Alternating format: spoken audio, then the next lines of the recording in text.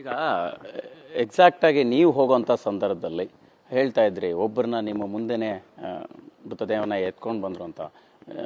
ನಿಮಗಿರೋ ಮಾಹಿತಿ ಪ್ರಕಾರ ಇಬ್ಬರನ್ನ ಅಲ್ಲಿ ಅದೇ ಥರದ ಘಟನೆಯಲ್ಲಿ ನೋಡಿದ್ರಿ ಅನ್ನುವಂಥ. ಒಬ್ಬರು ಆಲ್ರೆಡಿ ಮೃತಪಟ್ಟಿದ್ರು, ಇನ್ನೊಬ್ಬ ವ್ಯಕ್ತಿ ಆಲ್ಮೋಸ್ಟ್ ಅವನಿಗೆ ಉಸಿರು ತಗೊಳಕ್ಕೆ ಆಗ್ತಾ ಇರಲಿಲ್ಲ. ಪಾಪ ಅಲ್ಲಿ ಅವ್ರನ್ನ ಎತ್ಕೊಂಡು ಹೋಗ್ತಿದ್ದವ್ರು ಯಾರು? ಫ್ಯಾನ್ಸು. ಅದನ್ನು ಸ್ಟೇಡಿಯಂ ಒಳಗಡೆ ಹೋಗಕ್ಕೆ ಬಂದವರೇ ಎತ್ಕೊಂಡು ಹೋಗ್ತಿದ್ದು. ಅಲ್ಲಿದ್ದಂಥ ಯಾವ ವಾಲಂಟಿಯರ್ಸ್ ಆಗಿರ್ಬೋದು ವ್ಯವಸ್ಥಿತ ಅಲ್ಲ. ಆಮೇಲೆ ಸಾಕಷ್ಟು ಜನ ಕೈಕಾಲು ಮುರ್ಕೊಂಡು ಅಲ್ಲಲ್ಲೇ ಕೂತ್ಕೊಂಡು ಚೀರಾಡ್ತಾ ಇದ್ದಾರೆ. ಅವ್ರನ್ನ ನೋಡೋಕ್ಕೂ ಯಾರೂ ಇಲ್ಲ, ಅವ್ರಿಗೆ ಒಂದು ಲೋಟ ನೀರು ಕೊಡೋಕ್ಕೂ ಯಾರೂ ಇಲ್ಲ. ಬಿಕಾಸ್ ಅಲ್ಲಿ it's was completely unexpected. So ಇನ್ನೊಂದು ಘಟನೆ ಅಂದರೆ, ನೀವು ಒಬ್ಬ ಹುಡುಗಿ ಚೀರ್ತಾ ಇದ್ಲು ಬದುಕಿಸಿ ಅನ್ನೋಂಥ ರೀತಿಯಲ್ಲಿ, ಕಾಪಾಡಿ ಅನ್ನೋಂಥ ರೀತಿಯಲ್ಲಿ.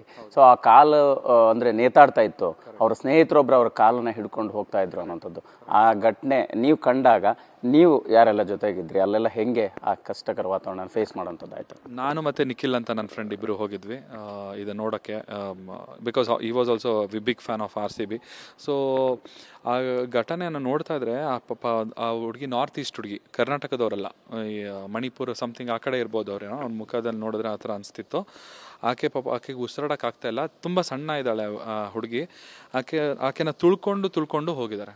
ಆಕೆ ಹೊಟ್ಟೆ ಎದೆ ಭಾಗ ಮೇಲೆಲ್ಲ ಕಾಲಿಟ್ಟು ಜಂಪ್ ಮಾಡಿ ಹೋಗಿದ್ದಾರೆ. ಸೊ ಆಕೆ ನಂಗೆ ಆಗ್ತಾಯಿಲ್ಲ, ನಂಗೆ ಉಸಿರಾಡೋಕೆ ಆಗ್ತಿಲ್ಲ, ಹೆಲ್ಪ್ ಮಾಡಿ. ಏನು ಹೆಲ್ಪ್ ಮಾಡ್ತಾರೆ? ಯಾವ ಆ್ಯಂಬುಲೆನ್ಸ್ ಎಲ್ಲಿಂದ ಬರುತ್ತೆ? ಆ್ಯಂಬುಲೆನ್ಸ್ ಬರೋಕ್ಕೆ ಜಾಗ ಇಲ್ಲ. ಅವ್ರನ್ನ ಹೊರಗಡೆ ಕರ್ಕೊಂಡು ಹೋಗೋದು ಹೆಂಗೆ? ಹೊರಗಡೆ ಕರ್ಕೊಂಡು ಹೋಗೋಕ್ಕೂ ಆಗ್ತಾಯಿಲ್ಲ. ಜನ ಈ ಕಡೆಯಿಂದನೂ ಜನ ಬರ್ತಿದ್ದಾರೆ, ಎಲ್ಲ ಕೆಲವರು ಹೊರಗಡೆಯಿಂದ ಒಳಗಡೆ ಹೋಗಕ್ಕೆ ಪ್ರಯತ್ನ ಮಾಡ್ತಿದ್ದಾರೆ, ಒಳಗಡೆಯಿಂದ ಹೊರಗಡೆ ಬರೋಕ್ಕೂ ಪ್ರಯತ್ನ ಮಾಡ್ತಿದ್ದಾರೆ. ಇಟ್ ವಾಸ್ ತುಂಬ ವರ್ಸ್ಟ್ ಸಿಚುವೇಶನ್ ಕ್ರಿಯೇಟ್ ಆಗಿತ್ತು ನನ್ನ ಸ್ಟೇಡಿಯಮಲ್ಲಿ. ನೀವು ಒಳಗಡೆ ಹೋಗೋಂಥ ಪ್ರಯತ್ನ ಮಾಡಿದ್ರಿ. ಸೊ ಅಂದರೆ ನೀವು ಯಾವ ಗೇಟಿಂದ ಒಳಗೆ ಹೋದ್ರಿ, ಅಲ್ಲಿ ಜನದಟ್ಟಣೆ ಹೆಂಗಿತ್ತು, ಹೋದ್ರಾ ಹೇಗೆ ಅಂತ? ಹೋಗೋಕ್ಕೆ ಆಗಲಿಲ್ಲ.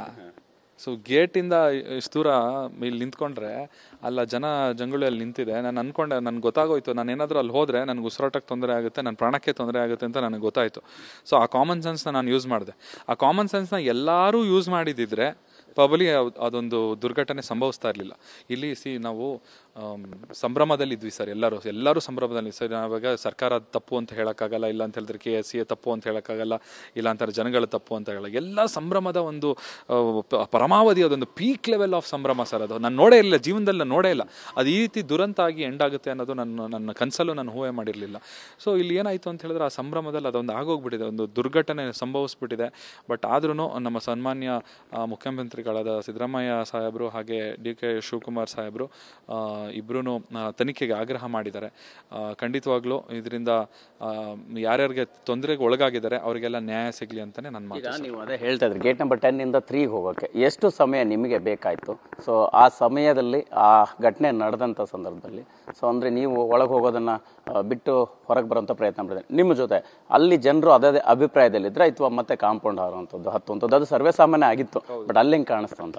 ಇಲ್ಲ, ಅಲ್ಲಿ ನಾನು ನೋಡ್ದಂಗೆ ಪಕ್ಕದಲ್ಲಿ ಹೆಣ ನೋಡಿದ್ರು ಅವ್ರು ಕೇರ್ ಮಾಡ್ತಾ ಇಲ್ಲ.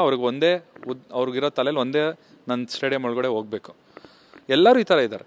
ಸೊ ಪೊಲೀಸರು ಆದಷ್ಟು ಲಾಠಿ ಚಾರ್ಜ್ ಮಾಡಿ ಅವ್ರನ್ನೆಲ್ಲ ಛಿದ್ರ ಮಾಡೋಕ್ಕೆ ಅವ್ರಿಗೆ ತುಂಬ ಪ್ರಯತ್ನ ಪಟ್ಟರು.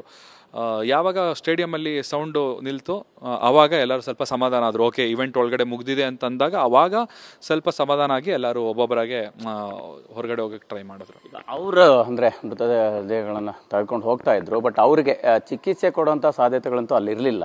ಬಟ್ ಆದರೆ ಅವ್ರನ್ನ ಸರಿಯಾಗಿ ಆಸ್ಪತ್ರೆಗೆ ಸೇರಿಸುವಂಥ ವ್ಯವಸ್ಥೆ ಎಷ್ಟು ಸಮಯ ಹಿಡಿತು? ಅದೇನಾದರೂ ಸನ್ನಿವೇಶಗಳು ನೀವು ನೋಡಿದ್ದು, ಅಥವಾ ನೀವು ಅಲ್ಲಿ ಸ್ವಲ್ಪ ಹೊತ್ತಿದ್ದು ಆಮೇಲೆ ಮೂವ್ ಆಗಿದ್ರಾ, ಅದು ಹೆಂಗಿತ್ತು ಅಂತ? ಇಲ್ಲ, ಬೇಸಿಕ್ ಆಗಿ ಏನಾಯಿತು ಅಂದರೆ ಮೂರ್ಛೆ ತಪ್ಪು ಬಿದ್ದಿದ್ದಾರೆ ಅಂತ ಫಸ್ಟ್ ಎಲ್ಲರೂ ಭಾವಿಸ್ತಿದ್ರು.